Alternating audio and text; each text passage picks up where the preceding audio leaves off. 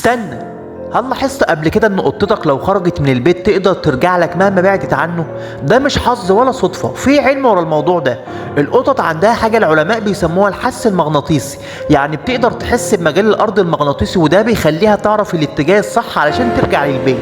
كمان القطط عندها حاسة شم خارقة، الانف بتاعها حساس جدا لأي ريحة، حتى لو ريحة بيتك ضعيفة او مخلوطة بريحة الشارع، وبتمشي وبتتبع الريحة دي لحد ما توصل للبيت بالظبط. مش بس كده، القطط عندها ذاكرة مكانية قوية جدا، يعني لو مشيت في منطقة معينة مرة المخ بتاعها بيحتفظ بالخريطة الداخلية للمنطقة، وده السبب اللي بيخليها تعرف كل الزوايا والطرق المختصرة للبيت.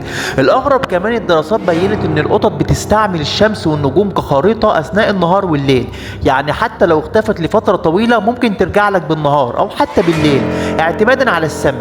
السؤال الغريب هنا، ازاي كائن صغير زي القطة عندها كل القدرات دي ويقدر يلاقي طريقة بدقة رهيبة وسط المدينة او الطبيعة؟ ده علم حقيقي مش خيال. لو الفيديو عجبك اعمل لايك وشارك مع اصحابك، وعلق لي حصل معاك قبل كده ان قطتك رجعت لك من مكان بعيد جدا؟